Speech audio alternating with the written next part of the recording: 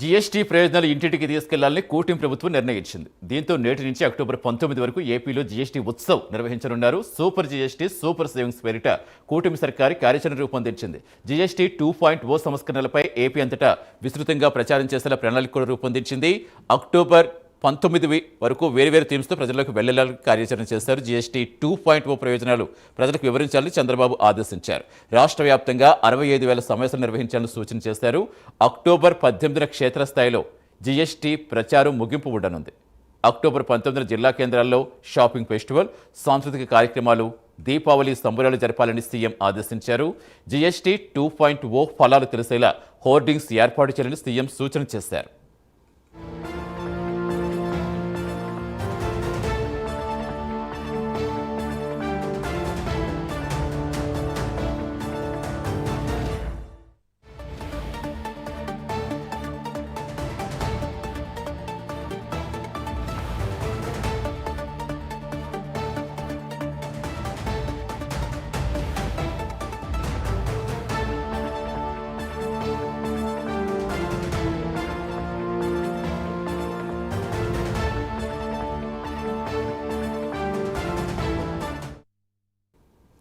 GST ప్రయోజనాలు ఇంటింటికి తీసుకెళ్లాలని కూటమి సర్కార్ నిర్ణయించింది. దీంతో నేటి నుంచి అక్టోబర్ 19 వరకు ఏపీలో జీఎస్టీ ఉత్సవ్ నిర్వహించనున్నారు.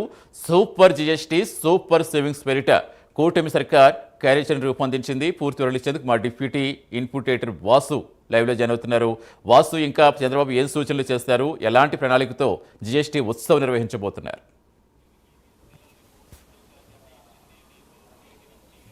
సతీష్, ఎందుకంటే జిఎస్టీ అనేది దేశవ్యాప్తంగా కూడా తగ్గించడం జరిగింది.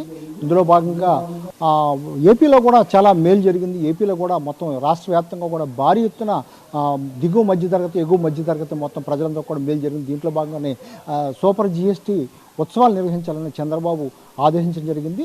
ఇవాళ నుంచి అక్టోబర్ 19వ తేదీ వరకు కూడా దాదాపు రాష్ట్ర వ్యాప్తంగా కూడా మొత్తం అన్ని జిల్లాల్లో కూడా 65,000 సమావేశాలు నిర్వహించాలని, మొత్తం కూడా ఎక్కడికక్కడ నియోజకవర్గాల వారీగా, మండలాల వారీగా, జిల్లాల వారీగా అందరూ కూడా ఈ జీఎస్టీ ఏ విధంగా మధ్యతరగతికి ఉపయోగపడింది, దాదాపు 5,000 కోట్ల వరకు కూడా మొత్తం కూడా తగ్గడం జరిగింది. ఏపీలో ఎవరెవరికి ఉపయోగపడే వస్తువులు ఏం తగ్గింది అనేది డీటెయిల్డ్గా మొత్తం ప్రతి కుటుంబానికి కూడా వివరించాలని చంద్రబాబు చెప్పడం జరిగింది. ఇందులో భాగంగానే ఆ జీఎస్టీ తగ్గింపులో భాగంగా ఆ దీపావళి ఉత్సవాలు కూడా, దీపావళి వేడుకలు కూడా జరుపుకోవాలని చెప్పడం జరిగింది.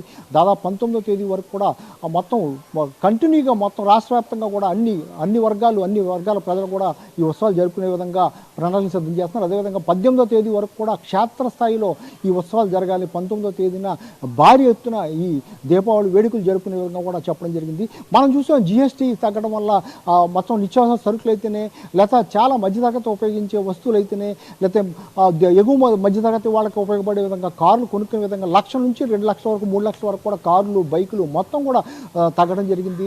ఈ తగ్గిన విధానాన్ని కేంద్ర ప్రభుత్వం ఏ విధంగా తగ్గించింది, ఏపీ రాష్ట్రంలో ఎక్కడెక్కడ ఏ విధంగా తగ్గింది అనేది సవివరంగా వివరించాలి, ఈ ఉత్సవాలు జరపాలని కూడా చంద్రబాబు ఆదేశించారు. అందులో భాగంగానే ఇవాళ నుంచి 19వ తారీఖు వరకు మొత్తం అక్టోబర్ 19వ తేదీ వరకు కూడా భారీ ఎత్తున ఏపీ రాష్ట్ర వ్యాప్తంగా కూడా అన్ని జిల్లాల్లో కూడా ఉత్సవాలు చేసేందుకు అధికారికంగా కూడా సమావేశాలు ఏర్పాటు చేస్తున్నారు. అదేవిధంగా ఎమ్మెల్యేలు అయితేనే, ప్రభుత్వంలోని ఉన్నటువంటి ప్రజాప్రతినిధులు అయితే అందరూ కూడా ఇందులో ఇన్వాల్వ్ అవ్వాలి. ప్రజలకి అంటే ఈ జీఎస్టీ తగ్గడం వల్ల ఎటువంటి ఉపయోగాలు అనేది సామాన్య ప్రజలకి, మధ్యతరగతి ప్రజలకు కూడా తెలిసే విధంగా మొత్తం ఉత్సవాలను కూడా జరపాలని చెప్పడం జరిగింది. అందులో భాగంగానే మొత్తం కూడా అధికార యంత్రాంగాలు కూడా దీనికి సంబంధించినటువంటి ఏర్పాట్లు చేస్తున్నారు. 19వ తేదీ వరకు అయితే ఉత్సవాలు జరిపేందుకు ఏర్పాటు చేస్తున్నారు. 18 వరకు క్షేత్ర స్థాయిలో మొత్తం ఉత్సవాలు జరిపినంతరం కూడా ఆ దీపావళి వేడుకలు జరుపుకునే విధంగా ఒక పండగలాగా, ఎందుకంటే గతంలో ఎప్పుడు కూడా జీఎస్టీ వల్ల ప్రతిదానికి ఇబ్బంది పడాల్సిన పరిస్థితి వచ్చింది.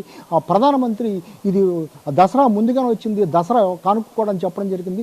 ఈ దసరా దీపావళి వేడుకలు ఈ జీఎస్టీతో జరుపుకోవాలని చంద్రబాబు అయితే పిలుపునివ్వడం జరిగింది. అందుకు సంబంధించి ఏర్పాట్లకు జరుగుతుంది. Satish, thank you Vasu.